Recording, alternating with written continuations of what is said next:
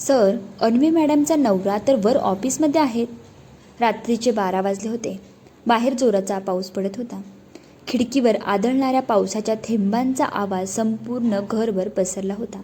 पण त्या छोट्याशा घरात मात्र एक वेगळी शांतता होती. स्वयंपाकघरातून अजूनही गरम वाफ उठत होती. गॅसवरची भाजी मंद आचेवर ठेवलेली होती. टेबलावर 2 ताटं वाढून ठेवलेली होती आणि भिंतीवरच्या घड्याळाकडे वारंवार पाहणारा एक माणूस अजूनही कोणाची वाट पाहत बसला होता. तो होता समीर. साधा माणूस. ना मोठी नोकरी, ना मोठं घर, ना बँकेत लाखो रुपये. पण मन मात्र इतकं श्रीमंत की स्वतः उपाशी राहील पण समोरच्या माणसाला कधी दुःख होऊ देणार नाही. समीरच्या एक सवय होती.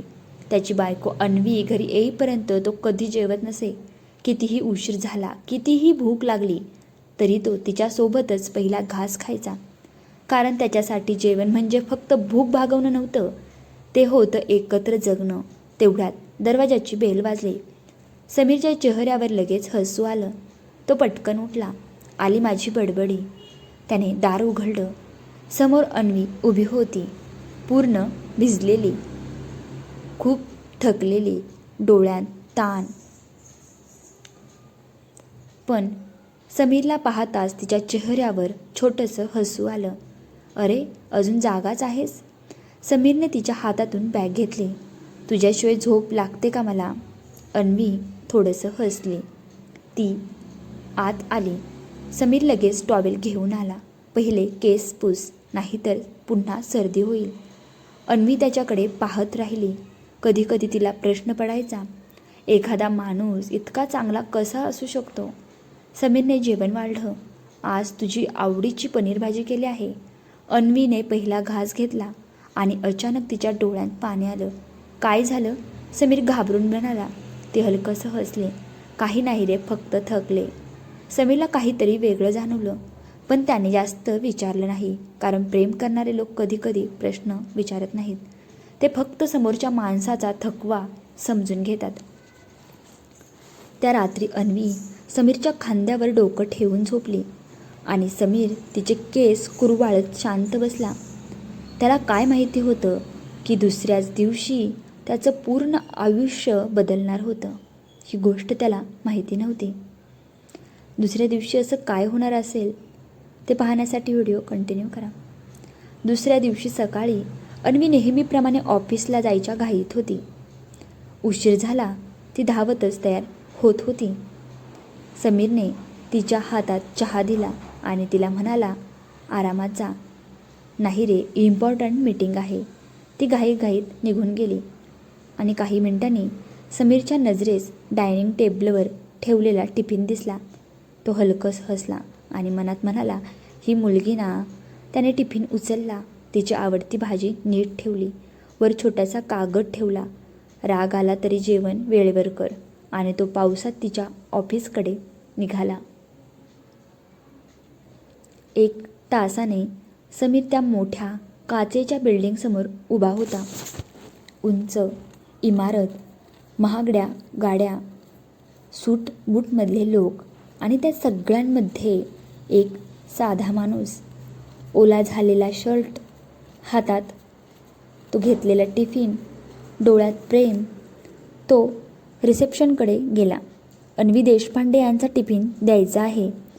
रिसेप्शनिस्ट काही बोलणार इतक्यात सिक्युरिटी गार्ड आला. कोण तुम्ही? मी त्यांचा नवरा. गार्ड अचानक हसू लागला. साहेब, जोक करू नका.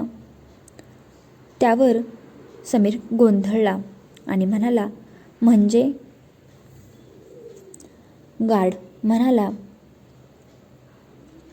सर, अन्वी मॅडमचा नवरा तर वर ऑफिसमध्ये आहे आणि ते दोघेजण नेहमी एकत्रच येतात. त्या एका वाक्याने समीरच्या पायाखालची जमीन सरकली. त्याला हे काय चालले ते काही सुचत नव्हतं आणि त्याच्या हातातला टिफिन थरथरू लागला आणि तो म्हणाला, काय? गार्ड म्हणाला, हो, दररोज एक सर येतात मॅडमसोबत. सगळे त्यांनाच हसबंड समजतात. समीरच्या कानात फक्त एकच वाक्य घुमत होतं, त्यांचा नवरा वर ऑफिसमध्ये आहे. ते दोघे एकत्र गेले आहेत आज. त्याने रिसेप्शनवर पुन्हा विनंती केली, फक्त मला टिफिन द्यायचा आहे. रिसेप्शनिस्ट फोन लावला. मॅम, खाली समीर सर आले आहेत. काही सेकंद शांतता आणि मग फोन कट झाला. मॅम मीटिंगमध्ये आहेत.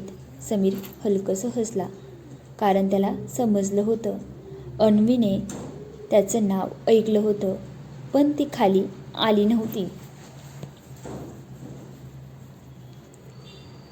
तो बाहेर पडत होता. इतक्यात काचेचा दरवाजा उघडला. एक उंच माणूस बाहेर आला. महागडा सूट, हातात कार की, चेहऱ्यावर भरपूर असा कॉन्फिडन्स. त्याच्या मागे उभी होती अन्वी. समीरचा श्वास अडकला. तो पटकन एका खांबामागे उभा राहिला. तो माणूस म्हणाला, अन्वी, आज आपण दोघे डिनरला जाऊया. तू येणार का? अन्वी हलकंसं हसली आणि त्यांना म्हणाली, हो, ट्राय करते. त्या माणसाने तिच्या खांद्यावर हात ठेवला. समीरच्या डोळ्यात अक्षरशः पाणी आलं. त्याला आठवलं, लग्नानंतर पहिल्या रात्री अन्वीने त्याचा हात धरून म्हटलं होतं, माझ्याकडे फार काही नाही, पण आयुष्यभर तुला मी सोडणार नाही, हे मी वचन देते तुला. आणि आज त्याच हातावर दुसऱ्या माणसाचा स्पर्श होता. त्या रात्री घरात खूप शांतता होती. अन्वी घरी आली. समीर शांत बसला होता. टेबलवर सकाळचा टिफिन तसाच ठेवलेला होता. अन्वीचा चेहरा बदलला. तू ऑफिसमध्ये आला होतास? समीर फक्त एवढंच म्हणाला. तुझा नवरा तर ऑफिसमध्ये कोण आहे? अन्वीचे हात थरथरले. तिच्या डोळ्यात लगेच पाणी आलं. समीर, लिसन टू मी. काय ऐकू? त्याचा आवाज शांत होता, पण त्या शांततेत खूप वेदना होत्या. लोक म्हणतात तुझा नवरा वर ऑफिसमध्ये आहे आणि ते दोघे नेहमी एकत्र येतात, एकत्र राहतात. अन्वी रडू लागली. मी तुला दुखवायचं नव्हतं. समीर कटू हसला. पण दुखावलंस. अन्वी खाली बसली. ते ऑफिसमध्ये लोक फक्त पैसा बघतात समीर, ती रडत म्हणाली. तुझ्यासारखा साधा नवरा आहे हे सांगितलं की लोक हसायचे. समीरच्या डोळ्यात वेदना चमकली. म्हणजे तुला माझी लाज वाटत होती? नाही, ती मोठ्याने म्हणाली. मला लाज वाटत नव्हती, मला फक्त भीती वाटत होती. आणि ती पुढे म्हणाली, 2 वर्षापूर्वी तुझ्या बाबांची सर्जरी झाली होती, आठवतंय तुला? समीर शांत झाला. त्या काळात तू पूर्ण कर्जात होतास. तुझ्याकडे 1 रुपयाही नव्हता. अन्वी म्हणाली. आणि माझी नोकरी जाणार होती. त्यावेळी माझे बॉस करण सर यांनी मला वाचवलं. आणि बदल्यात अन्वी गप्प झाली. त्यांना मी आवडत होते. समीरच्या डोळ्यात पाणी आलं. पण मी त्यांना कधीच होकार दिला नाही, आजही नाही, ती रडत म्हणाली. मी फक्त नोकरी वाचवत होते, आपलं घर वाचवत होते, आपला संसार वाचवायचा होता मला. त्या रात्री समीरला झोप लागली नाही. त्याने शांतपणे झोपलेल्या अन्वीकडे पाहिलं. ती रडत रडतच झोपली होती. समीरच्या डोक्यात 1000 विचार होते. जर ती चुकीची असेल तर मला एवढं प्रेम का करते? आणि जर प्रेम खरं असेल तर मला लपवलं का? रात्रभर तो फक्त छताकडे बघत पडून राहिला. कधी कधी प्रेम संपत नाही, पण विश्वास हा तुटतो. आणि विश्वास तुटला की माणूस स्वतःलाच ओळखेनासा होतो. बरोबर आहे ना?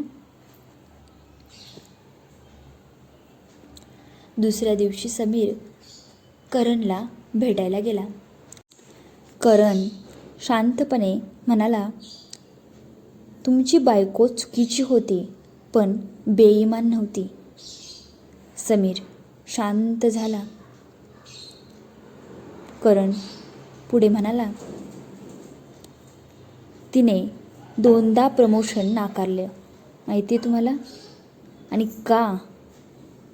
तर तिला दुसऱ्या शहरात जावं लागलं असतं, ती म्हणाली होती.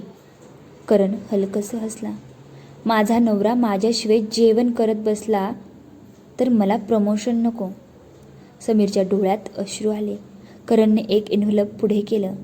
त्यात रेजिग्नेशन लेटर होतं. कालची तारीख. ती नोकरी सोडत होती.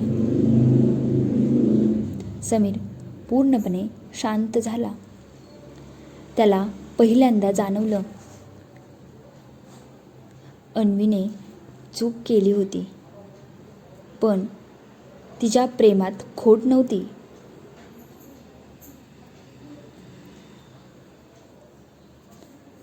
घरी परतल्यानंतर अन्वी कोपऱ्यात बसून अक्षरशः रडत होती. तिने रात्रभर काही खाल्लं नव्हतं. समीर तिच्यासमोर जाऊन शांत उभा राहिला. अन्वी रडत म्हणाली, तू मला माफ करणार नाहीस ना? समीरच्या डोळ्यातही पाणी आलं. तो हळू आवाजात म्हणाला,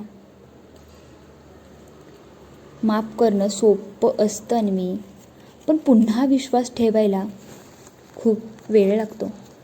अन्वीने मान खाली घातली. समीर तिच्या जवळ बसला.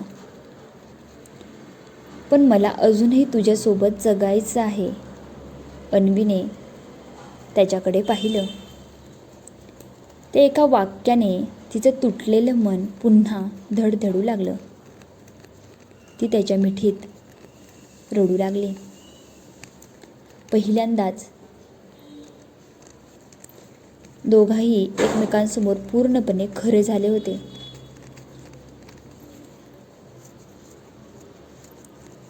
काही महिन्यांनी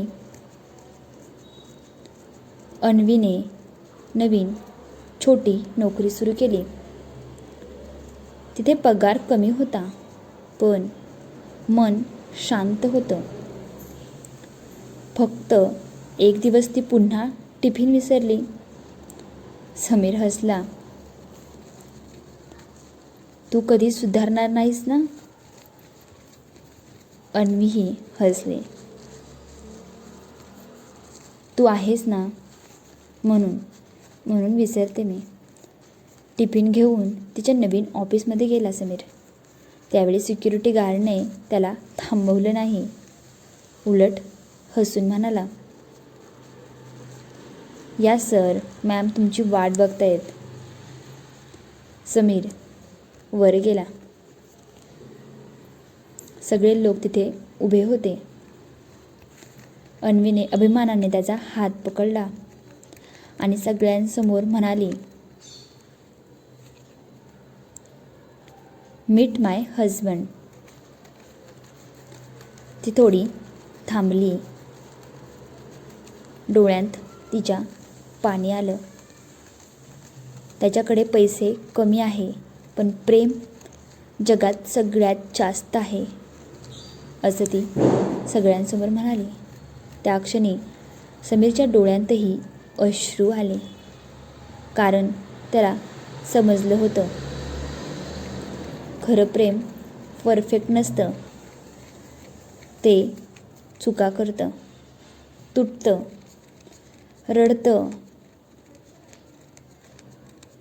पण जर मन खरं असेल ना, तर शेवटी ते परत एकमेकांकडेच येतं. ही छोटीशी स्टोरी तुम्हाला कशी वाटली कमेंट करून मला नक्की सांगायचं आहे. व्हिडिओला लाईक करा. चॅनलवर नवीन असेल तर नक्की चॅनलला सबस्क्राईब करा.